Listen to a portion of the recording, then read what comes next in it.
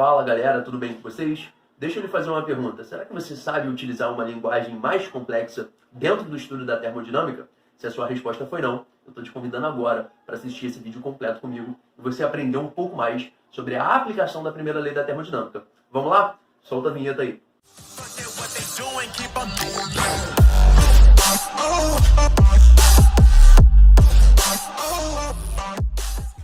Bom pessoal, professor Gabriel Carelli aqui na área, para a gente conversar um pouco mais de forma aprofundada sobre a primeira lei da termodinâmica dentro das transformações particulares, dentro daquilo que você já estudou comigo em vídeos anteriores, tá bom? Então basicamente, nessa situação aqui, eu vou começar a minha ideia com uma transformação isobárica, tudo bem? Na aula passada, nós estudamos essa estrutura aqui, que é a primeira lei da termodinâmica propriamente dita, tudo bem? E dentro de uma transformação isobárica, você percebeu que nenhuma dessas três parcelas aqui foram zeradas. Todas elas vão assumir um respectivo valor, né? Tanto a variação da energia interna, quanto a quantidade de calor trocada, quanto o trabalho desse gás. Tudo bem? Beleza? Agora vem aqui comigo. Eu posso transformar essa estrutura aqui em verde nessa estrutura aqui em laranja, tá? Caralho, qual é a diferença entre uma e outra? Eu não estou entendendo muito bem o que significa esses Ds aí que estão à frente das nossas parcelas, tá? Repara, aqui eu tinha um delta, né? Delta, na sua imaginação, tem a ver com variação. Esse D aqui, eu quero que a partir de agora você saiba também, que esse D significa uma certa taxa de variação. Mas qual é a diferença, cara, entre o delta e o D? O D significa uma variação que muito, muito, muito pequena, cuja variação a gente fala que tende a zero, tá? Então a derivada de uma função, que é esse D aqui, é uma variação muito, muito, muito, muito, muito pequenina. Tudo bem? Aqui é uma variação em uma escala maior. Tranquilo? Então, por exemplo, se você quer variar o tempo de 1 segundo até 5 segundos, está vendo que é uma variação em larga escala? São esses 4 segundos. Mas eu posso variar de 1 segundo até 1,00005 segundos. Caramba, se você diminuir esse 1,00005 de 1, você vai ter um número muito próximo de zero. Tudo bem? Tranquilo? Então, repara, esses Ds aqui significa que eu estou pegando as minhas funções e estou provocando variações nelas que tendem a zero. Tranquilo? Beleza? Então, o que eu vou fazer? Eu vou tentar me preocupar com a análise dessa última função aqui, ó. Eu vou tentar estudar um pouquinho a ideia da derivada da função trabalho, né? Derivada de tal, ou seja, derivada do trabalho, tá? Tal é o nome dessa letrinha grega que representa o trabalho do gás. Poderia colocar dw ali também, não me importo com isso, tá bom?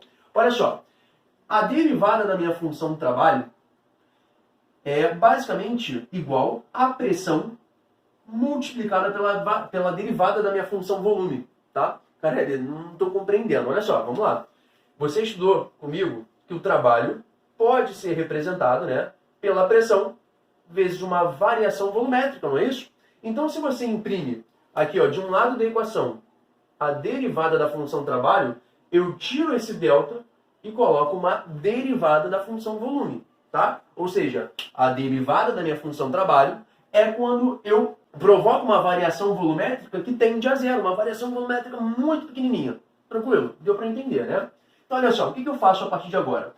Basicamente, eu vou integrar dos dois lados da minha equação. Eu integro do lado esquerdo, eu integro do lado direito, tá bom? E aí, com os links, com os vídeos que eu disponibilizei aí para vocês, né, vocês vão ter acesso a aulas mais completas de cálculo, até porque o meu objetivo aqui com vocês não é fazer um estudo completo do cálculo. Eu já vou bombardear vocês aqui, enfim, com algumas informações que, de repente, nem todos estão ligados ou ligadas, tá? Então, basicamente, acessem esses links aí que eu estou colocando para vocês terem acesso a uma aula mais completa de um professor que esteja falando o que é derivada, o que é o limite, o que é integral e assim por diante. Tranquilo? Fechado? Olha só, integrei aqui, ó, a derivada da função trabalho, e do outro lado da equação eu integrei o dv.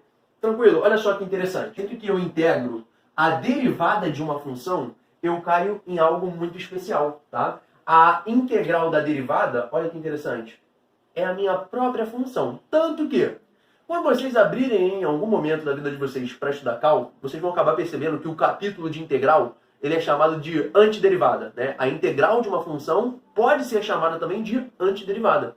Então, se eu antiderivo uma derivada, eu caio na própria função. Beleza? Então, para eu descobrir quanto que vale o trabalho, eu tenho que calcular essa integral aqui, a integral de PDV. Tranquilo? Qual é a função que está sofrendo uma derivação aí? Não é a função volume aqui, ó? Então, o que eu vou fazer?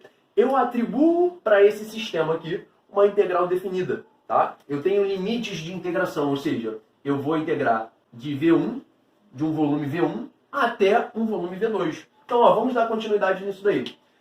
Portanto, né, a minha função trabalho vai ser o seguinte.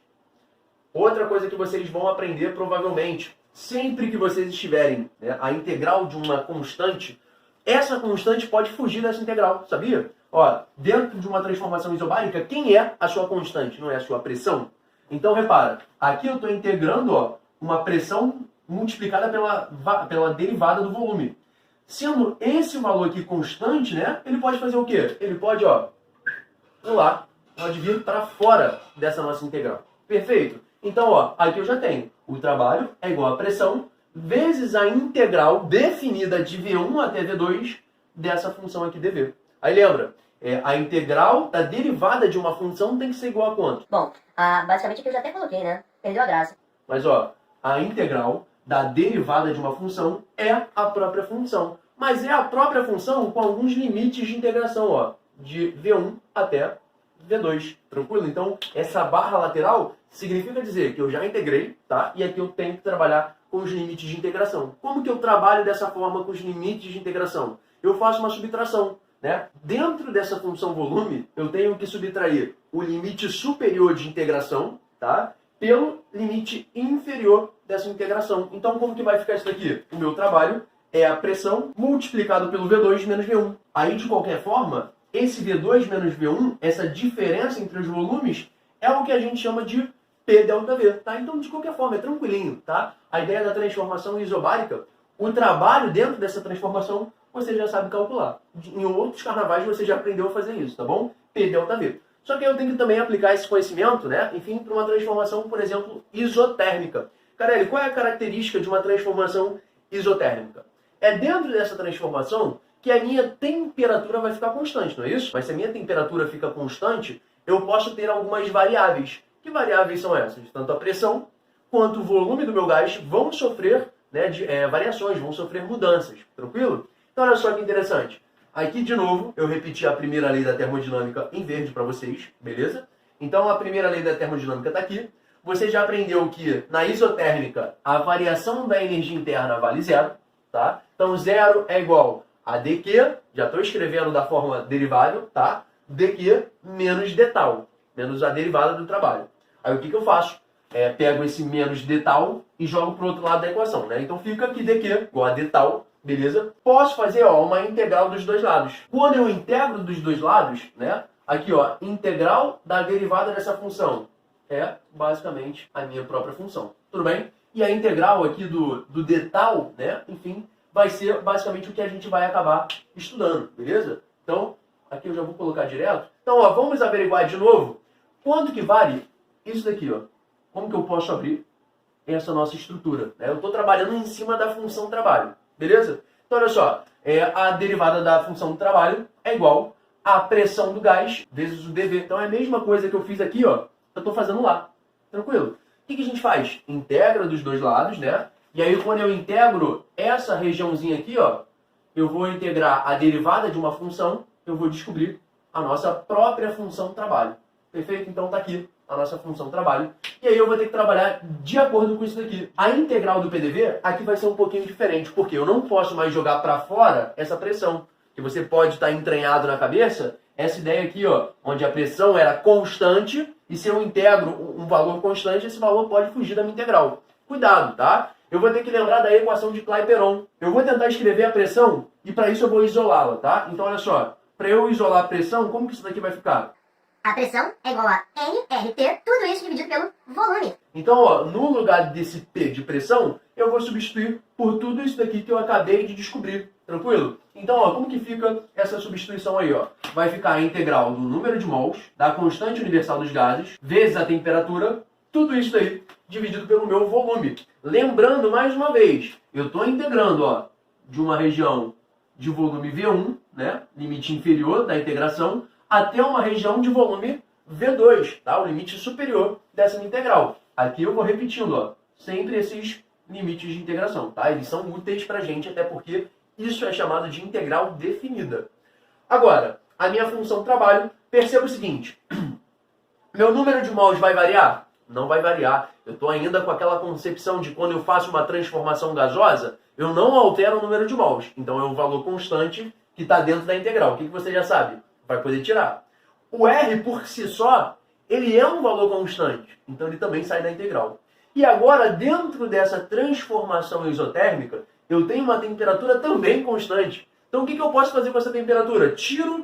Na verdade, eu tiro todos esses três termos do numerador de dentro da minha integral, porque os três serão constantes, né? Então eu vou ter o seguinte, do lado de fora, número de mols, constante universal, 2 gases, perfeito? E tudo isso multiplicado pela minha temperatura.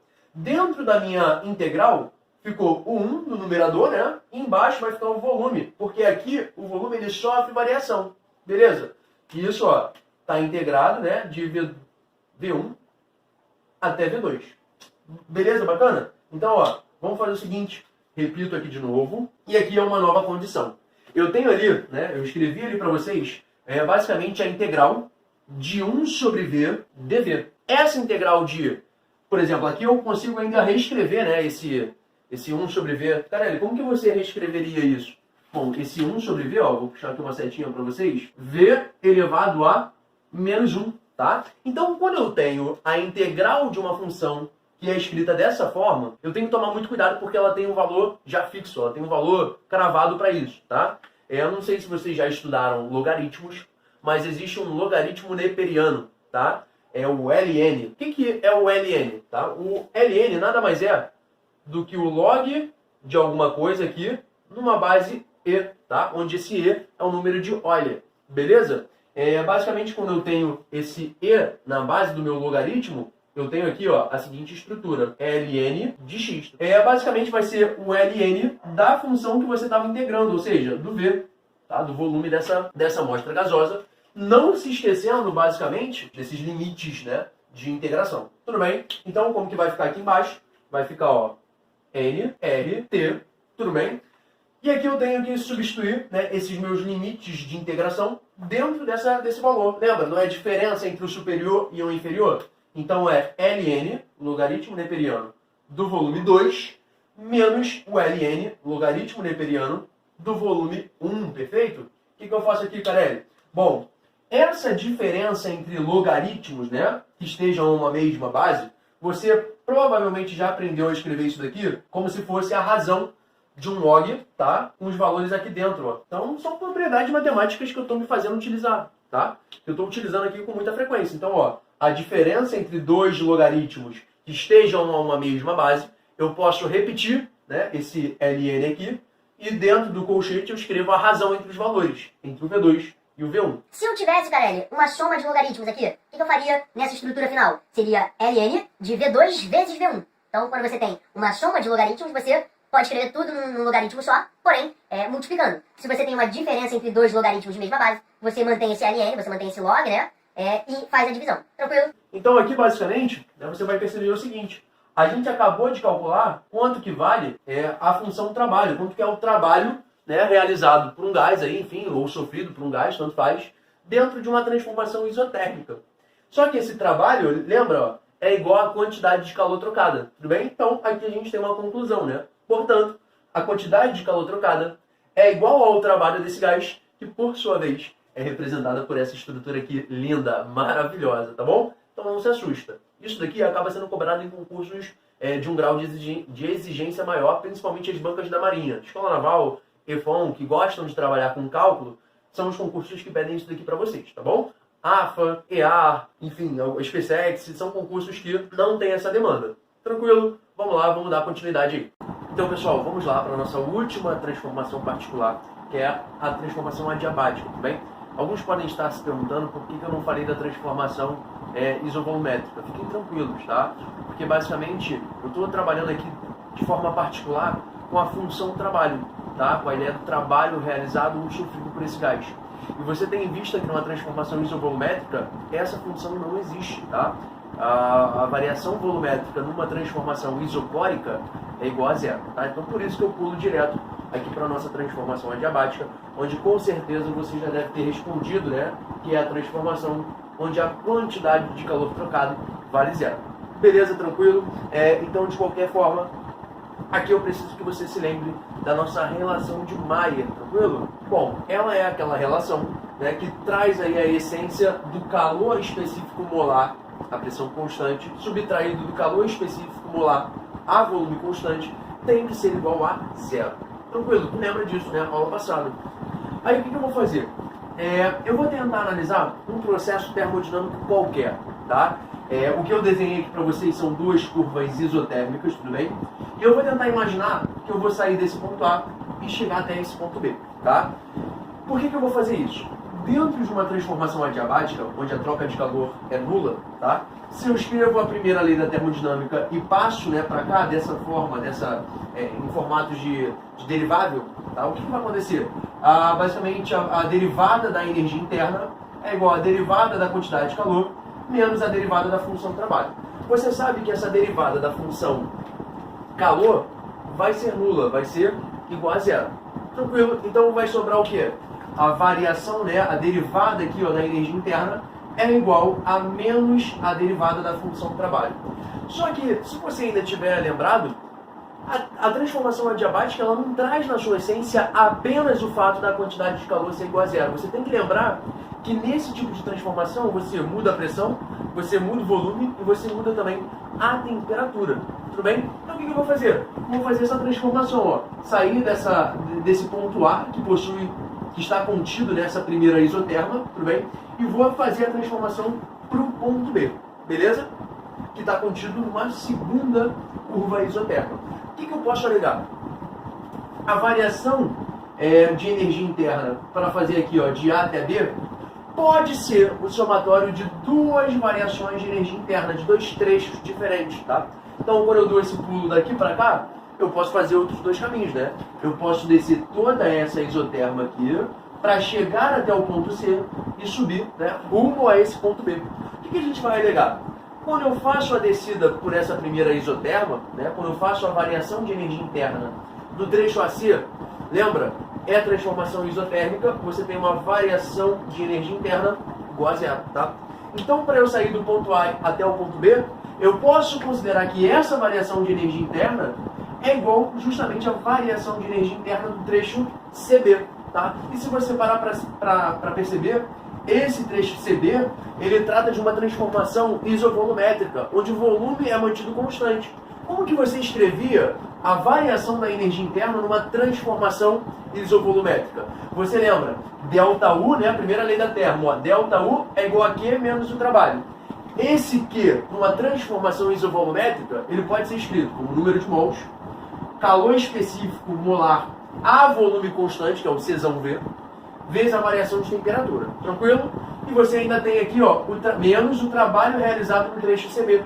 Só que nesse trecho, por se tratar de uma transformação isovolumétrica, né, esse trabalho ele é nulo, ele vale zero. Então repara, a variação da energia interna do trecho AB, que é uma transformação aleatória, né, daqui desse ponto para esse outro ponto, vai ser explícito apenas por essa grandeza aqui, tá? Então ΔU, a variação de energia interna de um trecho aleatório, pode ser dado por essa estrutura, por esse produto. Então lembra, quando você mudar a pressão, quando você mudar o volume, quando você mudar a temperatura, você faz uma mudança que não seja tão particular, tá? Você diz que essa variação de energia interna equivale a esse produto aqui. Cuidado, para você na hora de escrever, vou escrever o CP. Não é o CP, é o CB.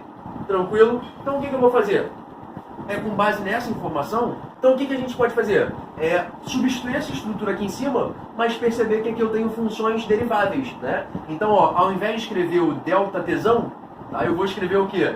Dzinho tesão, tá? Ou seja, derivada dessa temperatura. Tranquilo? Então, ó, NCzão V dt é igual a menos d tal, menos a derivada da função trabalho. Tranquilo?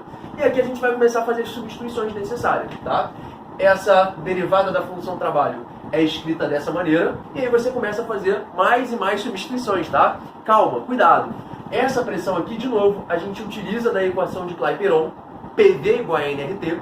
Eu isolo a pressão na equação de Clapeyron e eu descubro justamente nRT dividido pelo meu volume, tá? Aí eu olho para um lado da equação, olho para o outro lado da equação, eu percebo que no lado esquerdo existe uma derivável da função temperatura e do lado direito existe uma derivável da função volume. Então o que eu faço? Eu tento jogar essa grandeza aqui, ó, essa temperatura para o lado esquerdo da equação e deixo essa grandeza do volume, né, do meu lado direito. Além do mais, vocês podem perceber que existe aqui, ó, um número de mols do lado esquerdo e um número de mols do lado direito. Vai ser simplificado, tá bom?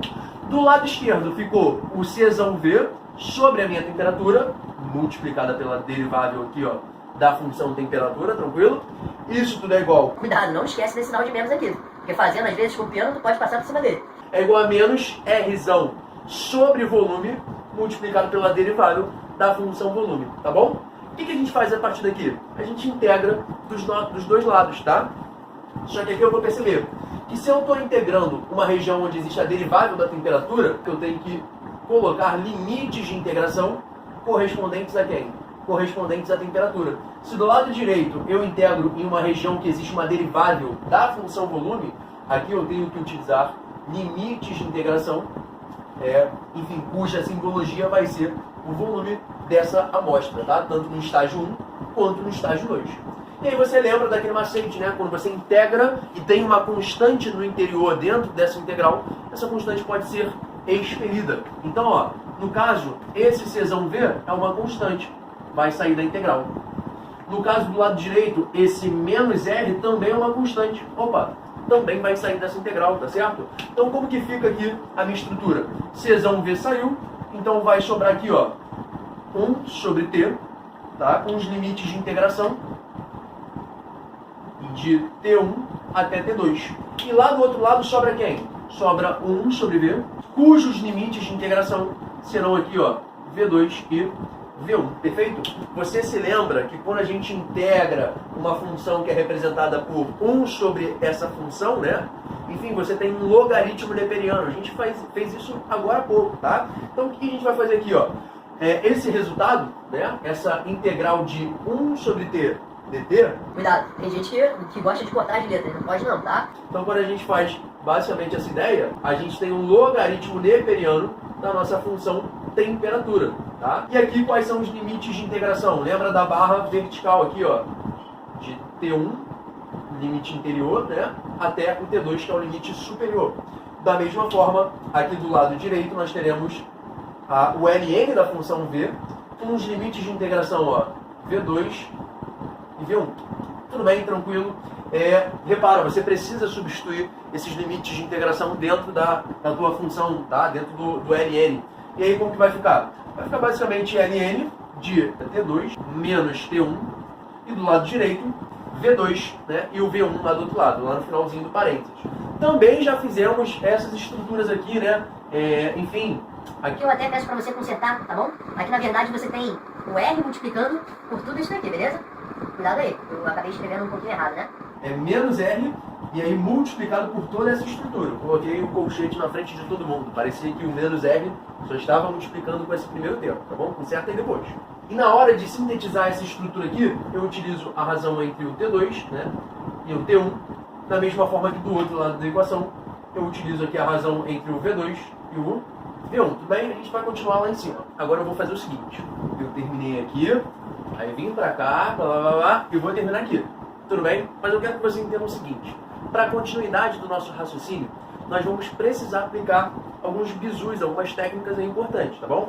A primeira técnica que eu vou aplicar aqui para vocês é dentro da equação de Clapeyron, PV igual a nRT, tá bom? Então, ó, para enxergar a temperatura, para isolar essa grandeza física, eu escrevo ela dessa forma, PV dividido por NR, tá bem? Então, ó, dentro desse logaritmo aqui, eu posso fazer essa substituição, tá? Dizer que a temperatura é a pressão, volume dividido pelo número de mols vezes a constante dos gases. Olha que interessante. Eu tenho a temperatura do estado 2 dividido pela temperatura do estado 1. Então, ó, isso dividido por isso. E você consegue simplificar essa estrutura aí? Bom, divisão de fração, vai repetir a primeira, vai multiplicar pelo inverso da segunda, aquela história toda, né? Então você pode cortar, ó, número de mols com a constante universal dos gases da primeira fração, com o número de mols vezes a constante universal dos gases da segunda fração, tudo bem? E aí você vai ter basicamente a seguinte estrutura. CV... LN, né? Logaritmo neperiano de P2, V2, isso tudo dividido por P1 vezes V1. Tá certo? Tudo bem? Então tá aqui, ó, CV vezes o logaritmo neperiano dessa brincadeira aí. Tem que ser igual a menos R logaritmo neperiano de V2 sobre V1, tá certo? Tranquilo? Eu vou olhar para essa fraçãozinha aqui, eu vou separá-la, tá? Já que tudo isso é um produto, né? Eu vou escrever da seguinte forma, ó, P2 dividido por P1 multiplicado por V2 dividido por V1. Qual é a propriedade dos logaritmos que eu posso aplicar aqui? Eu tenho basicamente o produto, né, dentro de um log. Quando eu tenho essa estrutura, eu acabo abrindo em uma soma, tá? Então, ó, considere P2 sobre P1 e considere V2 sobre V1. Então a estrutura vai ficar o CV lá na frente, tá bom? Mantenho ele. Abrir aqui, ó, uma chavezinha, tá? Logaritmo neperiano de quem? Quem sobrou? Bora, vamos substituir aqui, ó. P2 sobre P1, tudo bem? Mais o logaritmo neperiano, desculpa, de V2 dividido por V1. Tudo bem? Tranquilo até então? Agora repara, esse CV, ele pode, né? Você pode aplicar uma distributiva para dentro dessa chavezinha ali, tá? E aí basicamente você vai ter o CV multiplicado por esse primeiro termo e o CV multiplicado pelo segundo termo, tudo bem? E aí você vai fazer o seguinte, esse CV multiplicado pelo log neperiano de V2 sobre V1, você passa para o outro lado da equação, tá? E aí quando você chega do outro lado da equação, você percebe que já existia, né, aqui o menos R, ln de V2 sobre V1, já existia esse termo. Então quando você traz esse camarada aqui, que está multiplicado pelo CV, para o lado direito da equação, você vai encontrar dois termos iguais, não é isso? Esses dois termos iguais você vai poder acabar, ó, evidenciando, tá bom? E quando você evidencia, vai sobrar quem? Então, basicamente, sobrando essa estrutura, você se lembra da relação de Maia, que eu escrevi no quadro anterior? Na relação de Maia você tinha o CP menos CV, tudo isso igual ao R, tá? Eu tenho que tentar procurar essa estrutura dentro da relação de Maia. Deixo o menos CV do lado esquerdo, passo o R para o lado esquerdo e passo o CP para o lado direito. O R vai chegar negativo, vai ficar menos CV menos R, e o CP vai vir negativo para o lado direito. Então eu posso muito bem alegar que menos R menos CV é igual a menos o CP. Tudo bem? Com esse raciocínio em mãos, você começa a reorganizar os seus termos, tá? E aí entram mais propriedades logarítmicas. Você vai se ligar no seguinte, esse CV, que antecede o LN, ele pode entrar nessa função logarítmica, tá? Só que ele tem que entrar em forma de expoente. É o que a gente chama de regra do peteleco, né? Se tem um expoente aqui, ó, dentro desse colchetezinho, você dá um peteleco, esse expoente cai na frente do número, cai na frente do log, tá? Então aqui a gente vai fazer o processo reverso. A gente vai dar um outro peteleco para esse CV cair lá no nosso expoente. Então, ó, ficou o CV lá em cima, tudo bem? E aí você vai fazer o seguinte agora. Esse menos CP, tu também dá um peteleco nele, né? Porque o menos CP multiplica por esse carinha aqui. Quando você dá o peteleco nele, ele vai subir lá para o expoente, ó. Então você vai ter o CV em um dos expoentes e o menos CP no outro expoente, tudo bem? Basicamente, quem sobra aqui? Sobra o P2, sobra o P1, aqui sobra o V2 e aqui sobra o V1. Tudo bem? Tranquilo? Vamos lá. O que a gente pode aplicar aqui? Esse expoente negativo, ele é muito bem capaz de fazer o que com a tua fração? De inverter essa tua fração, tá? Então eu vou até colocar basicamente aqui, ó, já invertido, tá certo? Então, ó, V1 dividido por V2. Se eu invertir a fração, o que eu faço com o sinal do meu expoente, né? Eu acabo deixando ele com sinal positivo. Então aqui fica o meu CP. Tudo bem. Aí o que você repara a partir desse exato momento? Existe uma série de estruturas ali que envolvem o logaritmo neperiano, tá bom? E aí, quando você tem esses vários logs com a mesma base, você pode, ó, tchau, tchau e tchau. Você pode simplificar esses três camaradas, tá? Simplificando esses três camaradas, basicamente a estrutura que você vai achar aí é a seguinte, ó. você vai ter aqui a pressão do ponto 2 dividido pela pressão do ponto 1. Sobrou quem? Sobrou V1 dividido por V2. Olha que bonito. Galera, mas peraí, tá faltando alguém aí, né? Tá faltando o CV que estava no expoente dessa fração. Mas o que você pode perceber? Lembra quando você tinha aquela estrutura? X ao quadrado é igual a 3, por exemplo. O que você faz para resolver isso daqui? Você passa esse quadrado para o outro lado em formato de fração, de 1 sobre 2. O que você vai analisar? Esse CV, ele vai passar para o outro lado da equação em formato de fração. Só que quando ele chega lá do outro lado da equação, já existe uma estrutura. Já existe, no caso, aqui ó, o CP. Então quando você joga esse CV, ele vai em forma de fração e fica assim, ó. Tranquilo? Beleza? E aí olha que interessante. Esse CP sobre esse CV é o que a gente estudou na aula passada como tal de expoente de Poisson, tá? E aí basicamente nós vamos ter a estrutura final aqui, ó. P2 sobre P1, V1 sobre V2. Ambos esses termos estão elevados agora a quem? Ao tal gama, né? Ao expoente de Poisson. Bom, chegamos na estrutura praticamente final. Multiplica cruzado. Portanto, nós vamos ter a seguinte estrutura. Quando a gente multiplica isso daí de forma cruzada, né? Vamos aderir que P1, que é a pressão do ponto 1, vezes o volume do ponto 1, elevado a quem? Ao expoente de Poisson, tá? Elevado ao gama. Tem que ser igual a quem? A pressão do ponto 2, vezes o volume do ponto 2, também elevado a quem? Ao expoente de Poisson, tudo bem? Então, aqui, ou melhor, na aula passada, eu acabei arremessando essa fórmula no quadro. Eu falei, é isso daqui. Hoje a gente conseguiu fazer toda uma estrutura dedutiva, tá bom? Então, galera, espero do fundo do coração que tenham curtido essa ideia, tá? Copiem essa matéria com o coração. Se vocês pararem para fazer um concurso difícil e o cara da banca decidir sacanear vocês com uma questão um pouco mais complexa, eu tenho certeza que vocês têm argumento suficiente para resolver isso daqui, tá? Agora, a próxima etapa para essa questãozinha aqui é nós trabalharmos dentro da transformação adiabática ainda para eu descobrir qual é o trabalho dentro dessa função. E ó, descobrir isso daqui foi algo fundamental. Por quê? P1 vezes V1 elevado ao gama é igual a P2 vezes V2 elevado ao gama, que é igual a P3 vezes V3 elevado ao gama. Ou seja, essa igualdade, essa estrutura vai sempre me assumir um valor constante, tá bom? Grava isso porque vamos precisar para calcular o trabalho dentro de uma transformação adiabática. Belezinha? Então vamos lá, seus monstros e suas monstras. Olha só, para a gente encerrar esse tópico, tá? Para a gente parar de falar de primeira lei da termodinâmica, que já dá o gás na segunda lei da termodinâmica, em máquinas térmicas, a gente fica ligado aqui na ideia das transformações adiabáticas, onde eu já falei que esse produto aqui vai ser sempre o quê? Constante, né? Porque você iguala o P1, V1 elevado a gama do estado 1, né? Ser igual a P2, V2 elevado a gama. Enfim, você começa a perceber que esse valor assume sempre uma estrutura o quê? Constante. Beleza? O que eu faço? Ó, primeira lei da termodinâmica, tá? Dentro da primeira lei da termodinâmica, você é capaz de perceber que dentro de uma transformação adiabática, a quantidade de calor trocada é nula, beleza? Então você acaba tendo, né, que o ΔU é igual a menos trabalho. Salva essa informação porque vai ser muito importante pra gente no final, tranquilo? Então, ó, se o ΔU é igual a menos trabalho, em termos de variável, né, de derivável, eu tenho ΔU é igual a menos dtal, menos a derivada da função trabalho. E aí, novamente, a gente vai tentar explorar o significado disso daqui em uma transformação adiabática, tudo bem? Então, olha só o que a gente vai acabar fazendo aqui, ó. A derivada da função trabalho é igual a pressão vezes a derivada do volume. Tranquilo?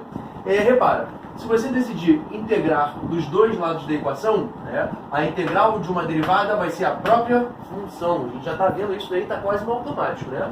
Então, salvo essa informaçãozinha aqui. E do outro lado, né, quando eu integro essa segunda parcela, eu tenho que me lembrar dos limites, né, de integração de V1 até V2. Tranquilo? Aí, olha só o que eu fiz com você. Eu já destaquei desde o início aqui, ó, a pressão desse gás. Porque eu olho para essa estrutura aqui, eu percebo que a pressão ela aparece. Mas para ela aparecer de forma exclusiva, eu tenho que isolar de um lado da equação, tá? Como que eu faço essa jogada? Eu passo esse termo aqui, esse volume elevado ao expoente de Poisson vai para o outro lado da equação.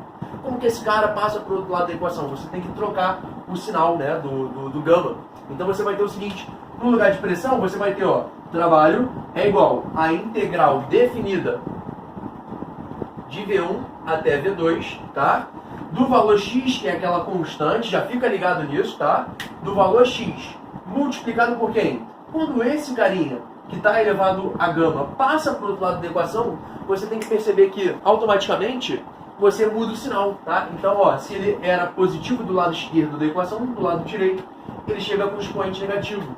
Esse carinha aqui é constante, pode ser jogado para fora da integral, tá bom? Então, a minha função trabalho vai ser igual a quem? Ao x, que é aquela tal da constante, que foi expelida da tua integral, multiplicada por volume elevado a menos gama, dv. Tá bom? Tranquilo? Olha só o que a gente pode fazer aqui. Nós vamos fazer, sem esquecer, obviamente, do limite de integração, ó, de V1 até V2, nós vamos resolver a integral de V, de uma função volume, elevado ao menos gama. Então, galera, aqui nessa estrutura, nós temos basicamente a ideia da integral dessa funçãozinha aqui, tá? Você vai ter o volume elevado a 1 menos gama, e você no denominador vai ter o 1 menos gama aparecendo de novo, tá bom? Então, basicamente, não pode esquecer dos limites de integração, tá? De V1 até V2, perfeito? E o que você resolve a partir daqui? Bom, você basicamente vai trabalhar com o mesmo denominador, tá? E você tem que substituir esses dois limites de integração aqui dentro, tá? Então vai acabar ficando uma diferença, né? Entre, ó, V2 e o V1. E olha que jogada incrível a partir de agora. Esse x que se encontrava do lado de fora, ele vai ser aplicado de forma, né, através de uma distributiva, tá? Então você vai ter o trabalho igual ao x, multiplicado aqui, ó, pelo V2, tá? E aqui você tem também o V1, ambos elevados a 1 menos gama, tá bom? Lembra, quem é o teu x? Olha aqui, volta para cá, ó. O teu x, ele vale a pressão naquele ponto vezes o volume daquele ponto elevado ao expoente de Poisson, tá bom? Então, basicamente, né, você vai substituir no lugar do x, já que você está interligado com o volume 2, você coloca a pressão do ponto 2 vezes o volume do ponto 2 elevado ao expoente de Poisson, tá? Lembrando que aqui dentro, ó, você tem justamente o volume do ponto 2. Da mesma forma que esse x está conectado ao volume do ponto 1. Então você substitui por P1, V1 elevado ao gama, e aqui, obviamente, você não se esqueça de colocar o volume 1, tá? E aí, de qualquer forma, olha o que vai acontecer. Você vai poder simplificar, você vai acabar multiplicando esse V2 elevado ao gama com esse outro V2 elevado a 1 menos gama. Se você parar para fazer isso direitinho, você acaba percebendo que dentro dessa estrutura, esse gama some com esse menos gama, tá bom?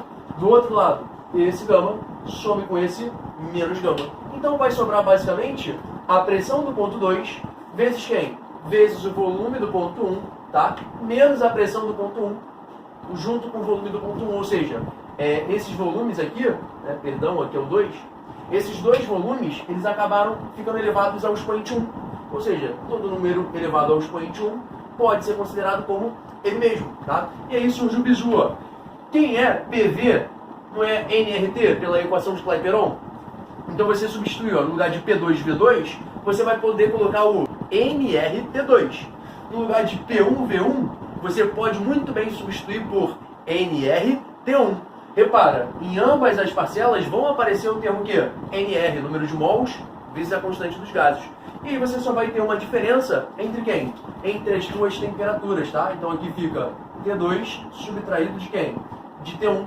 Esse T2 menos o T1, você pode abreviar, né? Você pode chamar de variação de temperatura. Então, gente, dentro de uma transformação adiabática, com todo esse trabalho, a gente aprendeu aqui a calcular, portanto, quanto que vale o trabalho, né, dessa situação. É o número de mols, é a constante universal dos gases, tudo isso vezes a variação de temperatura, tudo bem? E no denominador você tem uma razão aí, né, enfim, de 1 menos o gama. Lembrando, esse gama, esse expoente de Poisson, a gente aprendeu. Ele pode assumir tanto um certo valor para o gás monoatômico, que é aproximadamente 1,7, né? Você tem esse gama que pode assumir um respectivo valor para um gás diatômico, que é aproximadamente 1,4, tá bom? Então, cuidado, depende do gás e aí você, visualizando a atomicidade desse teu gás, você vai saber o que substituir nesse gama. Perfeito, bonito. Então, ó, você sabe calcular o trabalho. E se você sabe calcular o trabalho, você olha para a primeira lei da termodinâmica, o ΔU é igual a menos trabalho. Então, para você calcular a variação de energia interna, você precisa adicionar um sinal de menos aqui na frente. O que esse sinal de menos pode provocar com o teu exercício, né?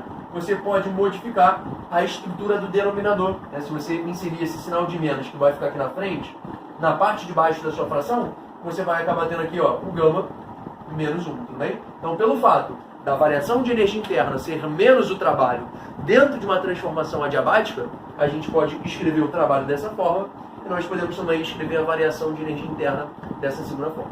Tudo bem, galera? Então, ó, fechamos essa linguagem avançada em relação à primeira lei da termodinâmica, tá bom? Então, espero do fundo do coração que todos tenham gostado. Até a próxima.